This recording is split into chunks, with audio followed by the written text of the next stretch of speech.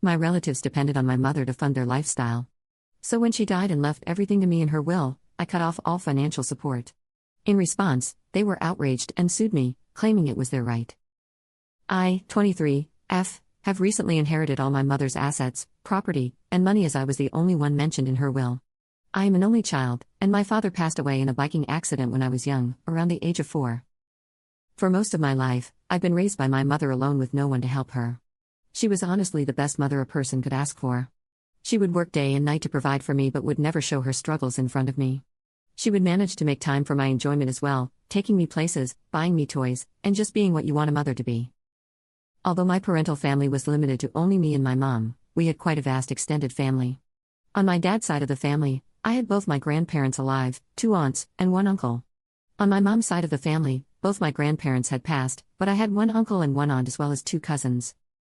My relatives used to constantly barrage my mother asking for money to the point where once when I was 12, she had to get a 3rd job, which was night shift to meet their demands and mine.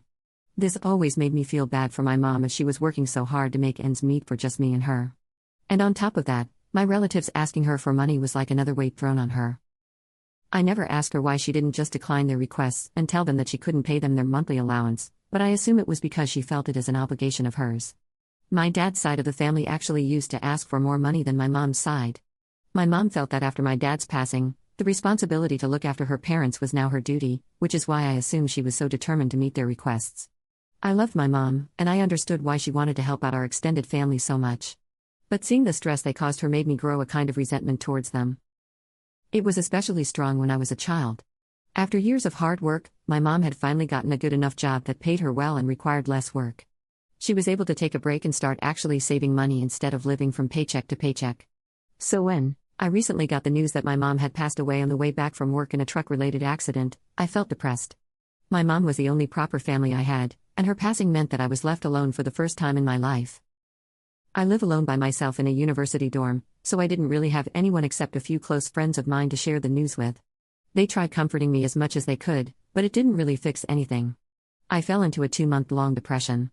Knowing that I had no one to go home to during summer breaks took a large toll on me. I attended my mother's funeral where some of her friends attended and a few family members, mainly just my aunts and uncles, not my cousins. They tried doing what they could to tell me it'll all be alright and that I can come to them anytime I want, but it didn't change the fact that it was those same people that had caused my mother so much difficulty in her life. The resentment I had for my family didn't really fade over time as I didn't give much effort to try to make things up with them. I didn't actually tell them that the reason I was so distant and resentful was because of what they did to my mother, so they just assumed it was because I was grieving. When it came time for the lawyer to read out my mother's will, they informed me that she had left all her assets, properties, and money to me and only me. She gave her brother and sister some old memorabilia to remember her by, things like items and family heirlooms. I was surprised that she didn't give my relatives anything else like money or assets, but it made sense as I was her only child, and my relatives didn't mean as much to her as I did.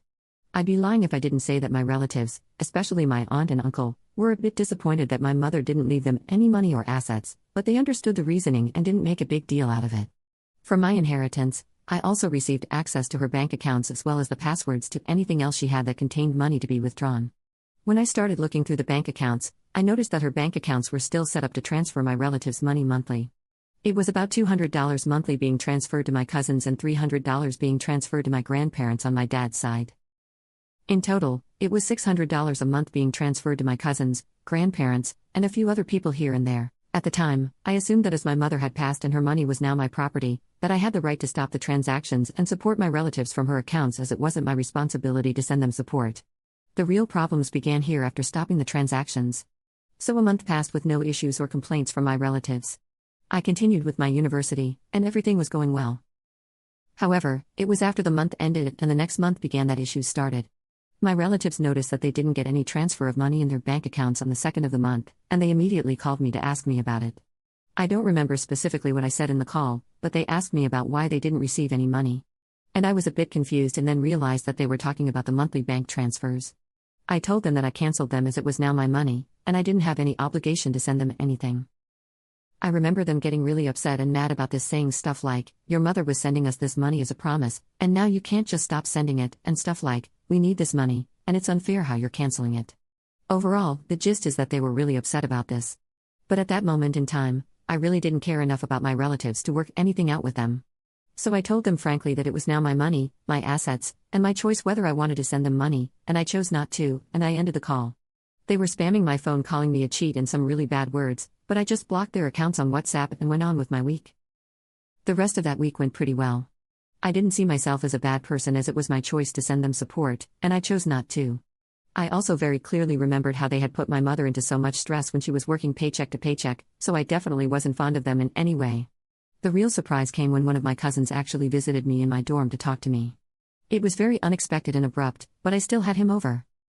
He wasn't immediately clear on why he was over at first, but I had my suspicions it was because of the money issue. Those suspicions were right in the end because once he had buttered me up and everything, he asked me about the money. I told him clearly that it was my money and that it was not my duty to continue my mother's funding. He was arguing that because it was still my mother's money that I inherited, that I was still required to let the month's $600 through. I got overly mad at him because of this and told him that he didn't even show up to my mother's funeral yet. He was standing there demanding his money. If that resentment for my relatives had been getting any weaker, I can guarantee that it relit in that moment at full flame. I kicked my cousin out of my dorm and told him that if he came here again, I'd get a restraining order against him over harassment. He also told me that he'd be taking this to court with his sister and other relatives, and I shrugged it off. I just assumed then that any logical, sensible court in this country would obviously take my side in this type of dispute as I clearly had the better argument, but I guess I underestimated how messed up our judicial system is. After a week or two passed, I got a letter in my mail, and it read I was being sued by my cousin and that I had to show up to court on 16th March, on which the jury will listen to the arguments from both sides. On top of that, I was thrown the hurdle of having to get a lawyer out of my own pocket, which cost a lot of money, especially for a college student. The audacity that my relatives had to take me to court over denying them something that was completely my right was absurd. There were 15 days till the court date, and I had to find a lawyer that would fit into my budget and defend my case well. I tried getting in contact with my cousin as I was infuriated, but I was blocked. And when I went to their house in person, they wouldn't open the door and only talk to me through their camera where they just told me to wait until the court date.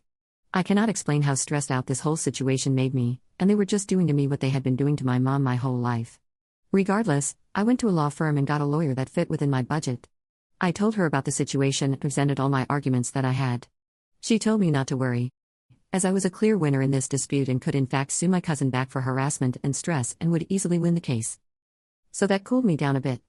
In the meantime, while I was waiting for the court date, I decided to go through my mom's personal records to see if I could find anything that could help me in this case to prove that not only had my relatives caused me stress, but it kept my mom stressed her whole life.